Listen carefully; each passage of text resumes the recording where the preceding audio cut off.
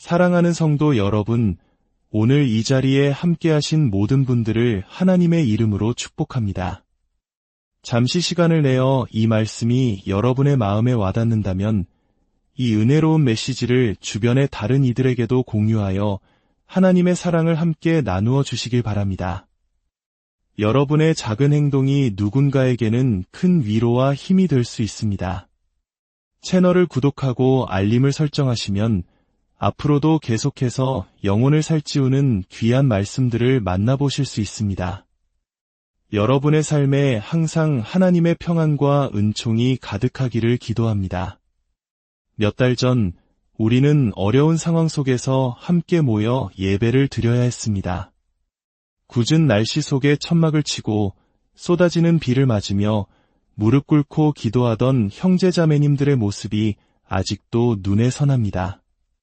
담요에 꽁꽁 쌓인 채 장난감을 가지고 놀던 아이들의 모습까지도 말입니다. 그 힘든 시간 속에서 우리는 하나님께서 우리 안에 새로운 기도의 사명을 심어주고 계심을 깨달았습니다. 그것은 바로 끊임없는 예배와 중보가 어우러진 살아있는 기도였습니다.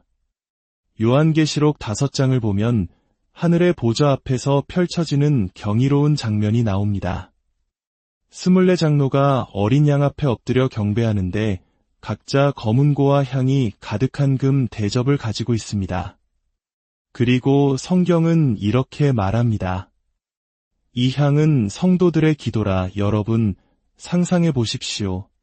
우리가 드리는 모든 기도가 향기로운 향이 되어 금 대접에 담겨 하늘 보좌에 상달된다는 사실을 말입니다. 이미지는 오늘 우리가 나눌 이야기의 중심입니다.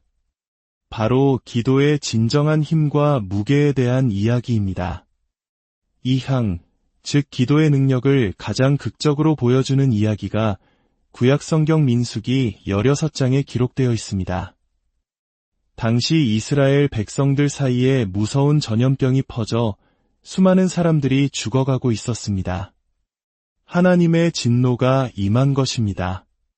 그때 모세가 그의 형 아론에게 다급하게 외칩니다. 향로를 가져다가 제단에 불을 담고 그 위에 향을 피워 그것을 가지고 빨리 백성들에게로 달려가서 그들을 위하여 속죄하십시오. 여호와께서 진노하셨으므로 전염병이 시작되었습니다. 아론은 모세의 명령대로 향로를 들고 필사적으로 백성들 가운데로 달려갔습니다. 이미 전염병은 맹렬히 번져 사람들을 쓰러뜨리고 있었습니다. 바로 그때 아론은 죽은 자와 살아있는 자, 그 사이에 섰습니다. 절망과 죽음의 그림자가 드리운 곳과 아직 생명이 남아있는 자들의 경계선에 그는 향로를 높이 들고 섰습니다. 그러자 놀라운 일이 일어났습니다. 맹렬히 번지던 전염병이 그 자리에서 멈추었습니다. 성도 여러분, 아론이 들고 있던 향로의 향이 무엇을 상징한다고 했습니까? 바로 성도들의 기도입니다. 아론은 기도를 들고 죽음과 생명의 경계선에 섰던 것입니다. 그의 중보기도가 하나님의 진노를 멈추고 죽음의 행진을 막아선 것입니다. 지금 이 시대야말로 우리 하나님의 백성들이 아론처럼 일어나야 할 때입니다. 세상의 죄악과 고통, 질병과 죽음이 만연한 이곳에서 우리는 죽어가는 영혼들과 살아있는 자들 사이에 서야 합니다. 우리의 기도로, 우리의 중보로 이 땅에 번지는 영적 전염병을 막아서야 할 사명이 우리에게 있습니다. 어떤 이들은 말할지도 모릅니다. 하나님께서 내리신 심판이라면 그냥 그대로 둬야 하는 거 아닌가요? 그러나 그것은 우리를 향한 하나님의 마음을 오해하는 것입니다. 하나님은 심판 중에도 긍휼을 찾으시는 분입니다. 절망 속에서도 중보하며 기도하는 한 사람을 애타게 찾고 계십니다. 그리고 그 역할이 바로 오늘 우리에게 주어진 것입니다. 우리의 기도는 단순히 형식적인 의무가 되어서는 안 됩니다. 편의를 위한 기도, 습관적인 기도는 단지 형식적인 응답만을 가져올 뿐입니다. 하나님께서 찾으시는 기도는 대가를 치르는 기도입니다. 우리의 마음과 시간, 모든 것을 걸고 드리는 간절한 기도입니다. 사무엘상에 나오는 한나의 이야기를 기억하십니까? 그녀는 아이를 갖지 못하는 슬픔 속에서 오랫동안 기도했지만 아무런 응답이 없었습니다. 마침내 그녀는 성전에 나아가 통곡하며 마음을 쏟아 놓습니다. 그녀의 모습이 너무나도 비통하고 간절했기에 엘리 제사장은 그녀가 술에 취했다고 오해할 정도였습니다. 그녀는 이렇게 대답합니다. 나는 술에 취한 것이 아니라 마음이 슬픈 여자입니다. 여호와 앞에 내 심정을 통한 것뿐입니다. 한나는 자신의 평범한 기도 습관을 넘어섰습니다. 체면이나 형식을 모두 내려놓고 자신의 가장 깊은 갈망을 하나님 앞에 토해냈습니다. 바로 그 순간 역사가 바뀌었습니다. 그녀의 기도를 통해 위대한 선지자 사무엘이 태어났습니다.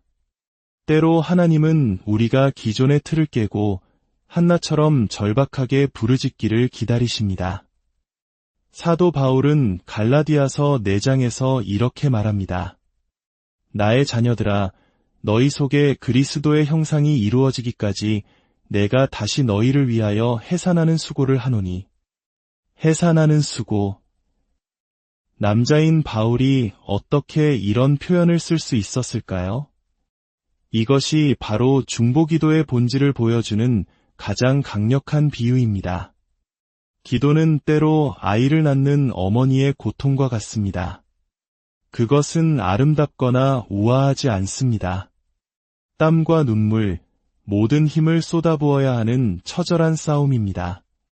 에바브라라는 인물에 대해 골로새서 4장은 이렇게 증언합니다.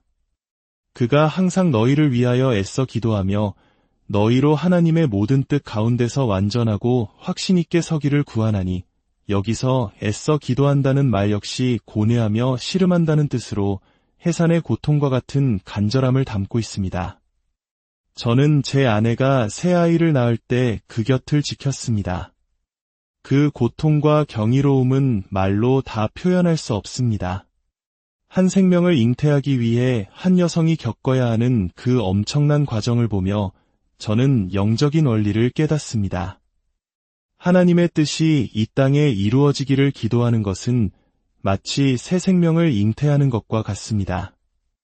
안락한 기도만으로는 결코 새로운 역사를 낳을 수 없습니다. 우리는 영적인 상고를 겪으며 하나님의 뜻이 태어날 때까지 씨름해야 합니다. 하지만 기억해야 할 것이 있습니다. 예수님께서는 우리가 금식하고 기도할 때 슬픈 기색을 보이지 말고 머리에 기름을 바르고 얼굴을 씻으라고 말씀하셨습니다. 기도의 골방에서는 처절하게 씨름하더라도 세상에 나아갈 때는 사람들을 사랑하고 섬기며 기쁨의 얼굴을 해야 한다는 것입니다. 우리는 기도의 무게에 짓눌려 우울하고 어두운 사람이 되어서는 안 됩니다. 기도의 전투는 하나님과 단둘이 해결하고 사람들에게는 그 기도의 열매인 사랑과 기쁨을 나누어 주어야 합니다. 베드로전서 4장은 우리에게 이렇게 권면합니다. 그리스도께서 이미 육체의 고난을 받으셨으니 너희도 같은 마음으로 갑옷을 삼으라. 이는 육체의 고난을 받은 자는 죄를 그쳤음이니, 이 말씀은 우리가 고난을 자초해야 한다는 뜻이 아닙니다. 우리가 예수님을 따르기로 온전히 결단할 때 세상의 반대와 어려움이 자연스럽게 따라온다는 것을 깨닫고 마음의 준비를 하라는 의미입니다. 그리고 놀랍게도 그 고난의 과정을 통과하며 우리의 초점은 정제되고 과거에 우리를 유혹했던 죄들이 더 이상 매력적으로 보이지 않게 된다는 것입니다. 마치 불이 불순물을 태워버리듯 믿음으로 인한 고난은 우리의 영혼을 순결하게 만듭니다. 우리가 예수님께 예라고 대답하는 삶은 영원한 우정과 동역, 그리고 때로는 세상의 반대를 모두 포함하는 하나의 영광스러운 패키지와 같습니다. 우리는 그 중에서 원하는 것만 선택할 수 없습니다. 요한복음 16장에서 예수님은 놀라운 약속을 하십니다.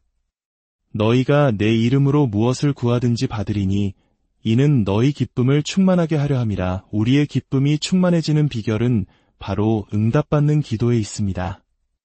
우리는 단순히 기도라는 행위를 하는 것에서 만족해서는 안 됩니다.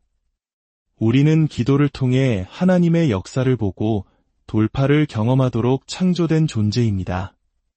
하나님께서는 우리가 끈질기게 기도하고 부르짖어 마침내 세상이 변하는 것을 보며 충만한 기쁨을 누리기를 원하십니다. 이제 잠시 주변에 있는 분의 손을 잡거나 어깨에 손을 얹어주시겠습니까? 그리고 그들을 위해 함께 기도합시다. 하나님 아버지, 지금 이 시간 우리 각 사람에게 기도의 영을 부어주시옵소서. 아론처럼 죽어가는 세상과 생명 사이를 가로막고 설 수 있는 용기와 믿음을 주시옵소서. 한나처럼 우리의 체면과 형식을 넘어 마음을 쏟아내는 간절함을 허락하여 주시옵소서. 바울과 에바브라처럼 다른 영혼들을 위해 해산의 수고를 감당하는 중보자들이 되게 하여 주시옵소서. 우리의 기도가 더 이상 형식적인 종교 행위에 머무르지 않게 하시고 하늘의 보좌를 움직이고 이 땅의 역사를 바꾸는 능력의 기도가 되게 하옵소서. 그리하여 요한복음 16장의 약속처럼 응답받는 기도를 통해 우리의 기쁨이 충만해지는 놀라운 은혜를 모든 이들이 경험하게 하여 주시옵소서. 이 모든 말씀 우리 주 예수 그리스도의 이름으로 기도드립니다.